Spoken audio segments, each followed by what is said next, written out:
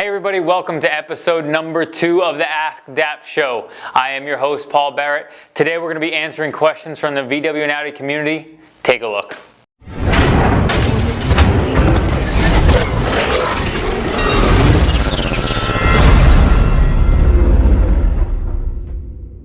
Saucedo Alondra via Twitter asks, I have an 09 VW EOS. My ABS turns on every morning on the way to work. Once I turn off the car and run it again, it disappears. Okay, so ABS lights on vehicles really depends. I got a little more information from him back before answering this question, and essentially he's saying that the ABS light comes on, then once he starts going, then it'll turn off, and it happens every morning. Now on previous vehicles, the EOS has electronic rear parking brake, which means the parking brake has servo motors that run in and out for the parking brake. A lot of other vehicles, when the ABS light comes on, it will say stop vehicle and flash the light. That ABS light means you probably have something related to either a bad wheel speed sensor or even more commonly a bad ABS module, which is super expensive. Now on vehicles like EOS's, CC's, and then Passat's B6 models, the ABS light coming on like that probably means you have a bad parking brake switch, which was a pretty common issue on those, so parking brake switch would be something you should look into. Stefan S. via email asks, I have a Mark II Jetta that is begging to have a drivetrain swap. My question is, which is more reliable, a 12-valve VR6 swap or a 1.8T? I really like both engines and I want the one with the least problems overall. Which is it, VR6 or 1.8T? Stefan, the swap, there are tons of people who do swaps on Mark IIs. By far the most common one is going to be the VR6.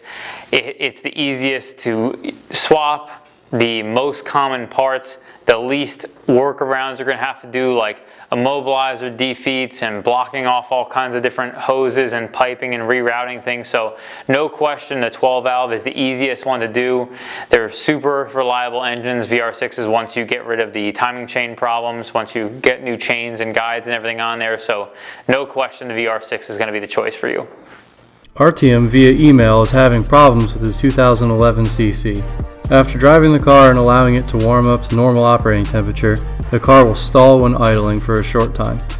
The car will not start again until it's had time to cool off. He's already replaced a few parts and the dealer is now quoting him several expensive parts. What do you suggest? Artyom, okay, so the 2.0T problems with that, the fact that it warms up and then cuts out means you probably have something electrical going on. As you mentioned, it's probably related to the fuel system. At first glance, I would say it's either likely related to the electric fuel pump in the tank or on top of most current model 2.0Ts, both FSI and TSI, there's a small module that's mounted on top of that pump. Those would be the two things I would start with. Maybe whichever one's the least expensive if you're don't want to go to the dealer and have them properly diagnose it. Maybe it sounds like in your area maybe they didn't want to diagnose it at all and they were just going to blast an ECM, a fuel pump, a high pressure and low pressure one at it and then hope it fixes it all.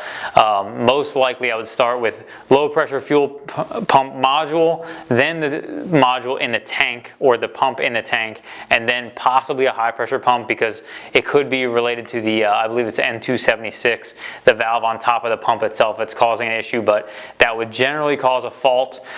So most likely 90% chance either the module or the low pressure pump in the tank are going to be your problem. That should be where you start.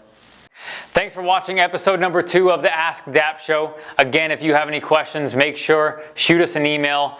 Twitter, Instagram, however you want to ask your questions, feel free to give us a shout.